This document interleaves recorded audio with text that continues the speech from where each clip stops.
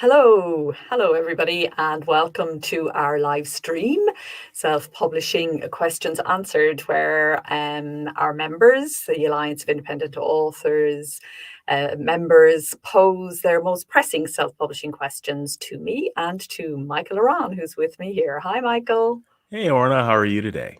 I'm very good. And you? I'm fantastic. Great. Okay, so folks, the drill here is that our members have submitted some questions to us. Michael has selected the questions that are most representative of the issues that most authors encounter. Of course, we have our member support desk for people's one-to-one questions, but these are questions that touch on problems that lots of we get lots of the same question over and over. We get it lots. So without further ado, Michael, shall we launch into the questions? All right, let's do it. Our first question is from Norm, and the question is, can I publish my book on Smashwords and Amazon at the same time? Yes, you can. And the thing is that you don't use Smashwords to distribute to Amazon as well. So if you're going to use any aggregator, be it Smashwords, PublishDrive, Streetlib, Draft2Digital, these are the ones that ALLi recommends and that most ALLi members use. No matter which distributor you're using or aggregator. So just to pause for a moment and say there are two ways to get your books out into the world. We're talking ebooks here. If we're talking Smashwords and KDP, I think our questioner is talking about ebooks. So there are two ways you can get your book onto a platform. You either upload it directly to Amazon, to Apple, to Google Play, to whomever, or you use an aggregator who distributes to lots of different outlets on your behalf. So Smashwords is one of those aggregators. As I said, others are PublishDrive, Draft2Digital, and Streetlib, all excellent distributors and all overlapping to some extent. So what you have to do is make sure that you don't have two distribution channels feeding into the same place. So if you're going to use Smashwords to distribute outside of Amazon, make sure you deselect Amazon within the Smashwords ecosystem. And same applies to any of the others. We have some members who use all of those aggregators because each of them does things in a slightly different way and reaches different outlets. But in each case, you must make sure that you don't tick the same box in two different places. All right, perfect. And our next question is from Sharon. And Sharon asks, I have everything that I need, cover design, my book has been edited, it's been formatted, but I just have no idea where to self-publish or how to self-publish. Is there any guidance that you can give for someone who has no idea where to start? Sure. Well, start with our guidebooks, because they will give you the basics. And as I'm talking to Michael here, let us mention Michael's book, which is 150 self-publishing questions answered, and it is broken down across the 7 processes of publishing. So editorial, design, formatting, you've done all that, production. Now you need to look at distribution, which is the 4th stage. Where do you actually put it out? And that connects to the question we just answered there a moment ago about the aggregators and the going direct. And then after distribution, you'll need to look at marketing and promotion. And eventually, a little while down the line, it seems impossible, but there will come a time where you will probably also look at rights licensing. But for now, what you're looking at is distribution. So if you just grab Michael's book, it's freely available to all members in ebook form in the member zone. Or if you prefer a print copy, you can buy that at selfpublishingadvice.org or on all the retailers because it's well distributed. And in there, just go straight to the distribution section and all your questions will be answered there about ebook distribution, print book distribution, and indeed audiobook also. All right. Our next question is a multi-part question, Orna. This is from Nadija, and looks like Nadija originally published his or her book through a vanity publisher and decided that they got out of the contract. Thank goodness, right? And then they want to know, what is the best way to republish this book. So the first question is, if I republish it by myself, will it be considered a second edition? Yes, is the short answer. Probably best to do that, to put some distance between yourself and the previous publication. You might even consider going so far as to change the title and change metadata completely, so it is seen as a different book. You may not want to do that, and it's optional. But other people in your situation have done that because they really want to put clear blue water between themselves and that previous book. So yes, you'll have, if you keep the title, you'll have no choice but to call it a second edition, because you won't be able to go in and just upload on top of what they've uploaded already. They'll have different distribution streams to the ones that are available to you as a self-publisher. So short answer is yes. Okay. And then the second part of the question is, can I use the same ISBN number? No, neither for a second edition, or if you change change anything significant about the metadata, you need a new ISBN number. Okay. And then the next part of the question is, will it be worth establishing my own LLC company in order to publish? You don't need to get into that at this point in time, unless you really want to. So you can just set up as a freelance operator for now, and when you have some money coming through in a while, you can look at the advantages and disadvantages of incorporation. There are pluses and minuses on both sides, but unless your book is a non-fiction book, which might have legal issues associated with it, maybe libel issues or something like that, there's no need to rush to incorporation. I was self-publishing for almost a decade before I incorporated, so it's not you can function completely as a freelance operator. It does vary in different territories in terms of the advantages and disadvantages, and so you'd need, Nadisha, to look at your own area, your own territory, speak to your own tax office and so on. But I think at this point, where you're getting a book back into publication, all your focus should be on that. You'll have enough tasks to be doing without thinking about those kinds of managerial tasks, which, as I said, I think you're better off doing down the line. What do you think, Michael? Yeah, I agree. I mean, to me, I believe that there's a benefit to at least being a sole proprietor or sole trader. I don't see anything wrong with that, and I would do that for at least tax purposes. Being able to claim some of those expenses on your taxes. But yeah, I wouldn't worry about incorporating. The question of whether you do a sole proprietor or an LLC, LLC is a pretty good thing to do. There are some administrative extra things that you need to do with an LLC. So just at least make sure you understand what those are. And then if you do set up an LLC, just do a little bit of research, YouTubing, Googling on ways to make sure you can set your LLC up correctly so that you actually get the benefits of the LLC. Because a lot of people will set those up but not really understand what they're doing with it. So just make sure you understand that. But your choice on whether you do an LLC or sole trader, I would not incorporate until you start making a lot of money. Great. And Zachary has a side question actually based on the first part of the question. Could it not be a marketing strategy to market it as a second edition, especially if it's nonfiction, perhaps revised and expanded second edition? So great question, Zachary, and thank you for asking it. The answer to that is it all depends on how the first book went. And I have to confess that I am assuming because it was vanity published and because she's taken her rights back, that it didn't go anywhere. And unless a book has actually had some success, it's not a good marketing strategy to associate with the book. So the answer is in cases of successful first editions, absolutely link them as much as you possibly can. Where sometimes, though, the first edition isn't something that we're rushing to claim, and in that case, it can make sense to just let it quietly fall away. Agree.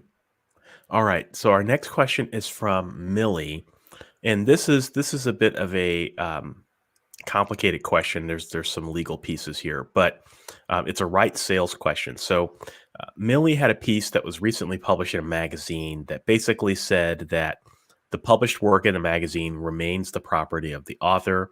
She just gave the magazine a license to print what was in the article. The magazine is sold through Amazon, and they give her a code so that she can access the magazine for free. All right, so that's kind of the setup. The question is, are there any legal restrictions on the author screenshotting those pages from the magazine to share them on, say, the author's website or with friends? It would be a tough old magazine that would come and not want you to do that and come down hard on you for doing that. Having said that, the actual layout and the structure of those pages belongs to them and doesn't really belong to you, but they may very well be delighted to have the author going out on social media and spreading the word. So I wouldn't think of it as a legal issue so much as just a courtesy that you would just ask them and let them know what you intend to do, and just run it by them and say, look, this is what I'm going to do, this is what I intend to do. I just thought I'd better check in with you first, make sure you guys are okay with it. 99.9 times out of 100, they're going to be only too pleased. Right. Yeah, I would say, just know what I know. Read your contract first and foremost. Read your contract. It sounds like it's probably fine. But when you publish in a magazine, you give a magazine a license usually to be the first exclusive publication. It's called first serial rights for publishing your article. Now, if you're taking a screenshot to say, "Oh, look, Mom, I got published in blah blah blah magazine," fine. I mean, no one's going to care about that. And you share that on social media or you share it with your friends. A different story if you're taking screenshots of it to publish it on your own website. Right. I mean, typically you're going to want to give that magazine a courtesy, and first serial rights usually have a timeline on them. So it might be for the first 30 days, you can't do anything else with it, or the first 60 days, you can't do anything else with it. So, if you signed a license agreement with the magazine, just look at that. That usually will guide you. And when in doubt, reach out to the magazine and ask them. But if you're just sharing on social media to let people know that you're in the magazine, I see no issues with that. Yes, and regular listeners will know that Michael is our go-to legal man who always takes the legal line. So, which is great. Thank you. All right. So let's see. Next question here is from Wayne. And Wayne is in the process of publishing a book, and he basically is trying to get reviews. But there are two questions. The first is with aggregators. All right, what is the best pricing strategy for aggregators? Because they're running into issues where if they do a $9.99 ebook and $12.99 paper, and then they set the Ingram price, they don't want to undercut Amazon, because Amazon has those terms of service, right, where they have to be the cheapest one in town. What is the recommended pricing if you're going to be pricing your ebook if you're going to be pricing your book in ebook, paper, and on Ingram Spark? It's hard to give a general answer to this one, isn't it? Without, I could only give kind of general principles. So the first thing is, how are you actually deciding your share of the income? And that tends to vary across ebook, print, and audio. People have different ways of kind of looking at it. So you can either be saying, okay, I'm going to say, for example, with the print book with Ingram and KDP print, you may say, okay, I'm going to set the price at a level where I get $2 commission payment. $2 is left to me out of what goes in there, and you set your book price up to that level when you're uploading it. I suspect that you may also be referring to the issue that was there with Google Play, which they were kind of they were causing problems, a lot of problems for independent authors and publishers in terms of what they were doing with prices. They would lower their pricing, but still charge, you would still get the full royalty, but they hadn't figured for the fact that Amazon, as soon as it's all lower price, was going to take its price down and kind of play around with you. That issue is now, as to our knowledge, that is now okay. This is not happening anymore. So it's much easier than it used to be to go in and set a consistent price across the board, and keeping in mind, as you say, that Amazon likes to be the cheaper player, and also keeping in mind that buyers on different platforms are more or less price sensitive. So, Apple buyers are known to be less sensitive to pricing than Amazon buyers. And in fact, on some of those platforms, actually pricing your book too low can lead to less sales rather than more. So you don't have to have, this is the second or third principle that in this answer, you don't have to have the same price on every store. But without knowing more about your book and your aims for it and, the specifics around your own publishing situation, it's hard to say exactly what you should or shouldn't do in each of the different formats. But hopefully those guidelines were of some help. Anything to add, Michael? No, I don't have anything else to add. So you answered that. It was actually a two-part question, and you answered the second part of the question. So it was okay. good. Good. All right. This is more of just a question in general. This is from Steve, and I'll read most of the question here. So, in these days of print on demand, is there an explanation for the extraordinary number of used copy sales which supply books in perfect condition and even arrive with a new smell? I'm presuming he's referring to on Amazon. So, on Amazon, sometimes you'll see with like self-published books, for example, you'll see like one of my books. I see this all the time. One of my books is available for, a penny or, less than what I typically charge for it. And it is, considered almost perfect. Do you happen to have any insight into how that happens and why? Yeah, it does happen through the distribution chain, and it is to do with print on demand. You can try to get, if you have a specific book that is clearly undercutting your sales on Amazon, you can actually, attempt to have that removed with varying levels of success. So what's happening here is you've got different sorts of ways of accessing the Amazon retail store. And we go in through KDP and through Ingram Spark, which then kind of supply Amazon. There's also an overlap because a lot of KDP books are actually printed by Ingram as well. So it's all very confusing over there in print land, in POD land. So you've got the Amazon seller marketplace, which is a different way for bookstores to actually sell books, and then online bookstores can adopt the Ingram catalog, and those books then end up being shown on, and sometimes, as you say, the pricing can really go askew. So yeah, the advice is to take it up with Amazon and see what you can make happen there. And Ingram Spark may be able to help, but they're likely to actually tell you to go to Amazon about it.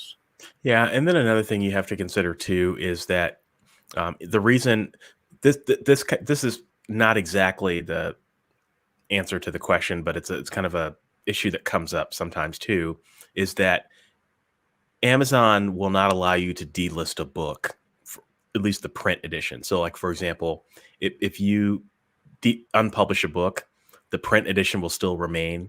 And that is because Amazon wants anyone who has a used copy of the book to be able to sell it at any point in the future. And so it could be that maybe someone bought your paperback and they want to sell it. They don't want to use it anymore, which goes back to the used copy question. Carol in the comments says that I'm having that problem. Amazon are somehow selling my books in hard copy, when I'm the only one who has the hard copy stock. So that kind of goes back to your Yeah, I think in point, that Orna. situation, Carol, what's happening is perhaps, and if you used KDP print and Ingram Spark, sorry, it sounds like you didn't use KDP print, that you only printed off yourself, but did you use Ingram Spark as your fulfillment?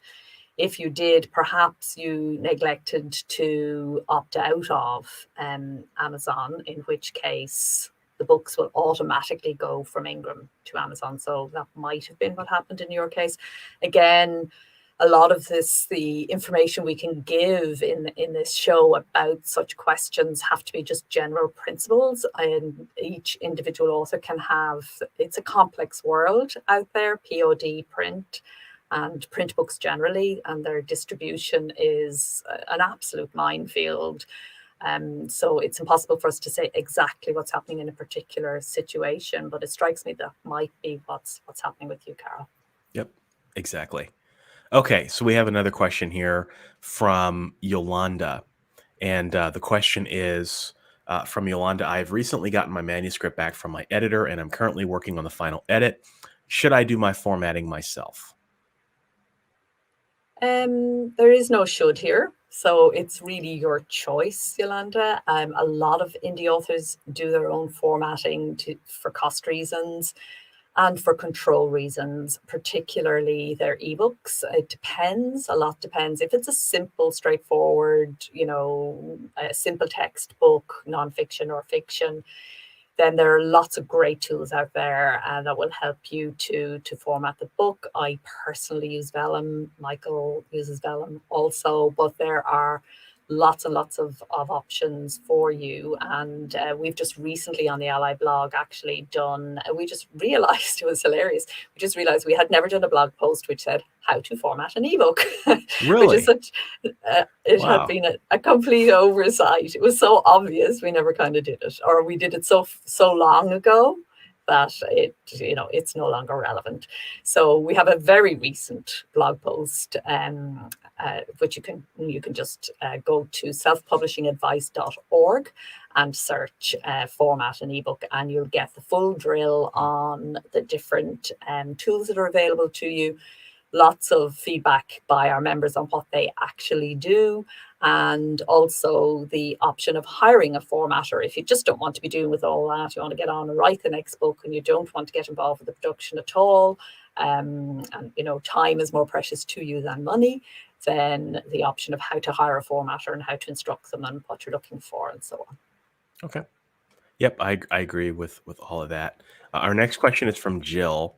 And the question is, are there any newer printing companies with better prices and good quality that you're aware of possibly? So the question is not specified in terms of what types of printing you're looking for. So I guess maybe before we answer that, could you tee this up with like a breakdown of what print on demand is versus offset printing?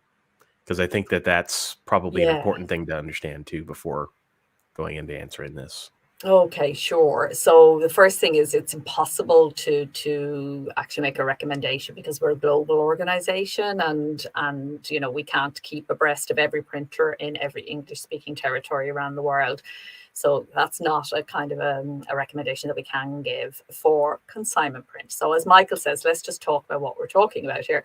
So we've already discussed print on demand, POD, which is something that you do through Amazon KDP print.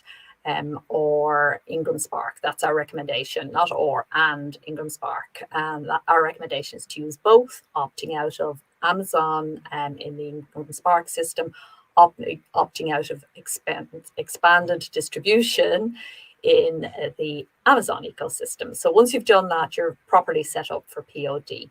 But you may also want to supply your, local bookstores, or have a supply yourself if you, depending on how you distribute your books.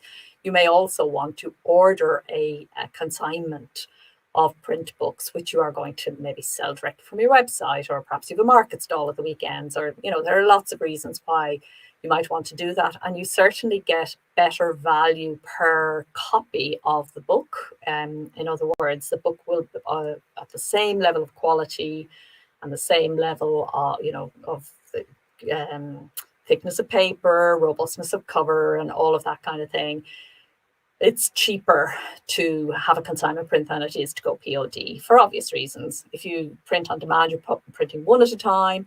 A printer who can do 500, 1,000 or more at a time can get you a much better price per copy, and the more you print, the cheaper that per copy price gets. But it can be extremely expensive, as a lot of our members know, because fine if you sell out all 500 or all 1,000 or however many you have printed off.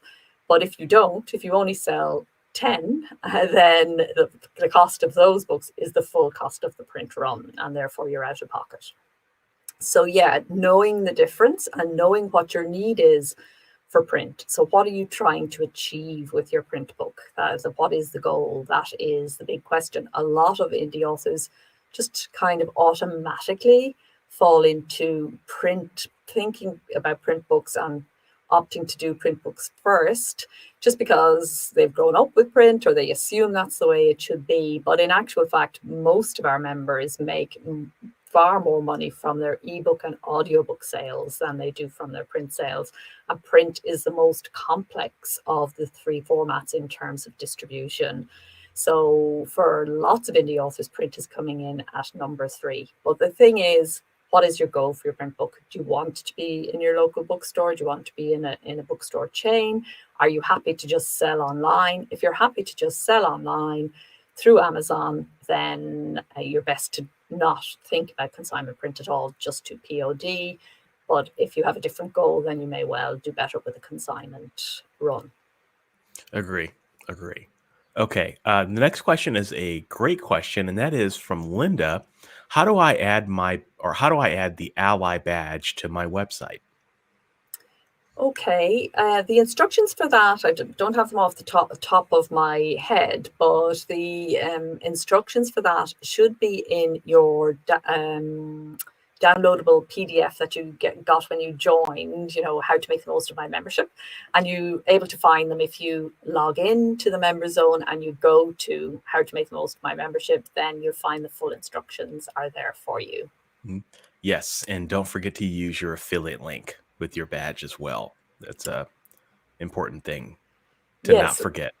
Good point, Michael. I'll pick up on that as you raised it. So you can do your badge in 2 different ways. If you want to use it as an affiliate link, and Michael does, and lots of our members do, because they get back essentially their membership fees through displaying the badge.